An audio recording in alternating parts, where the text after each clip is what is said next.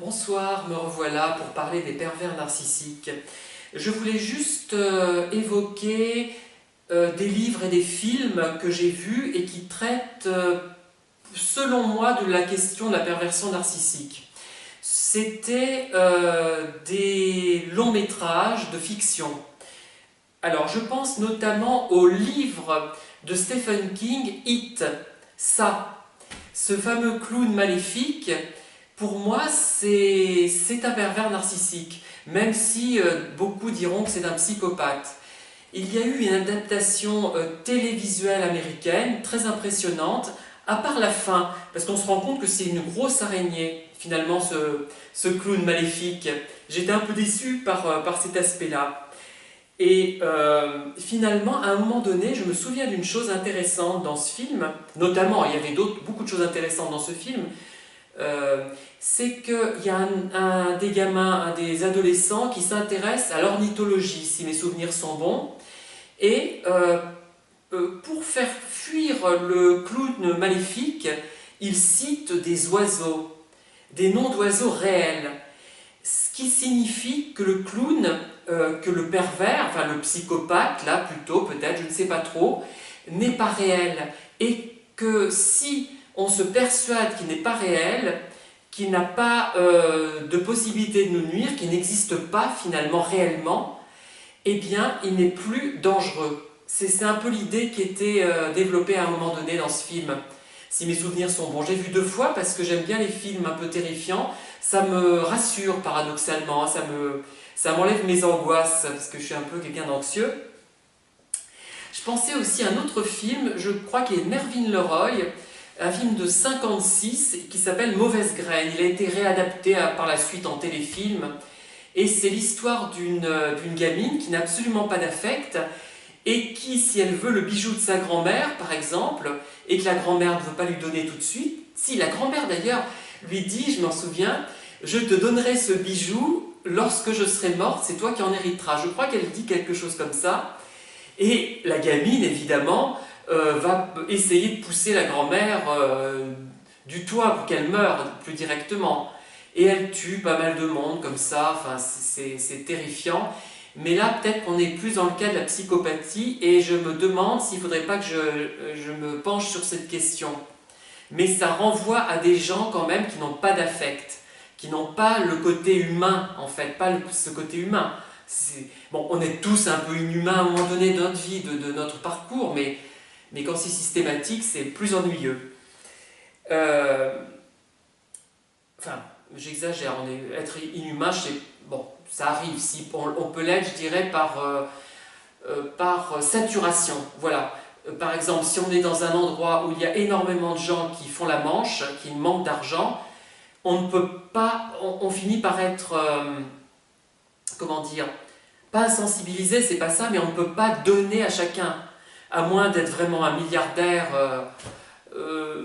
voilà, c'est pas possible au bout d'un moment, on peut plus, et on est obligé de s'insensibiliser, certainement, enfin, bon, on est obligé, je crois, malheureusement.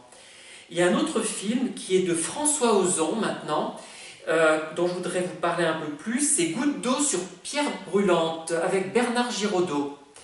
Alors Bernard Giraudot joue le rôle d'un pervers narcissique, alors là c'est très clair, et il est complètement inhumain, il fait tourner en bourrique 3 personnes, et un 4e se suicide à cause de lui, mais il essaie de se persuader que ce n'est pas de sa faute, et il fait allusion à quelque chose d'intéressant, et qui m'a été d'ailleurs exprimé, qui m'a été dit, cette chose par un pervers narcissique que j'ai connu. Alors il faudrait que j'élucide ce que c'est. Et je crois que j'avais trouvé une explication, mais je l'ai oubliée malheureusement. C'est que Bernard Giraudot, qui joue le rôle donc de ce pervers narcissique, exprime la chose suivante à un moment du film. Il a peur, il rêve qu'il se trouve dans une rixe, et ça lui fait terriblement peur.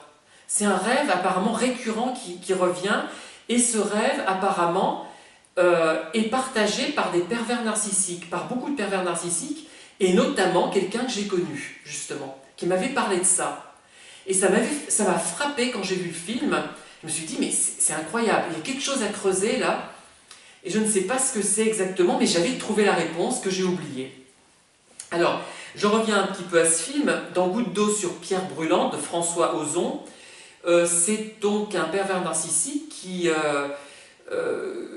en relation avec un transsexuel, si mes souvenirs sont bons, avec une jeune femme et avec un jeune homme. Il me semble que le jeune homme se suicide et les trois sont dépendants de lui. On voit une scène à un moment donné très intéressante où on voit les gens danser comme lui. C'est-à-dire qu'il c'était sur frappe et frappe ton cœur. C'était une chanson des années 70-80. C'était assez joli d'ailleurs, hein. Et elle est chantée en allemand cette chanson. Et on voit à un moment donné Bernard Giraudot en train de danser et les autres l'imitent. C'est-à-dire qu'il tire les ficelles, enfin les autres sont des marionnettes pour lui. Et c'est vrai que ce film est assez terrifiant, je l'ai vu qu'une fois parce que des films comme ça, moi non, non, non, c'est trop pessimiste et j'ai... Bon, c'est trop difficile peut-être à supporter, puisque il y a quand même 2 suicides, il me semble, dans ce film, si mes souvenirs sont bons, et le pervers, en fait, lui, n'assume absolument pas sa responsabilité. Et d'ailleurs, il y avait un critique de l'époque, je ne sais plus, il est sorti dans les 90, je pense, ce film, je ne sais plus exactement, qui avait dit que c'était l'histoire d'un beauf, le pervers narcissique incarné par Bernard Giraudot. En fait, ce n'est pas simplement un beauf, c'est vraiment quelqu'un de profondément malveillant. C'est pas seulement quelqu'un d'un peu nigaud, un peu stupide, un peu méchant sur les bords. Non, c'est pas ça. C'est vraiment quelqu'un de terriblement nocif. Et à un moment, d'ailleurs, Bernard Giraudot, je crois me souvenir de ça, a une expression répugnante sur le visage. Cette expression répugnante que l'on trouve souvent chez les pervers narcissiques, moi que j'ai souvent trouvé au début de la relation, et qui était un signe d'avertissement. Voilà. Donc voilà ce que je voulais vous dire sur ces quelques films. Il y en a certainement beaucoup d'autres, hein, je ne les connais pas tous, mais j'avais envie de les citer quand même. Voilà. Je vous remercie, bonne fin de journée, au revoir.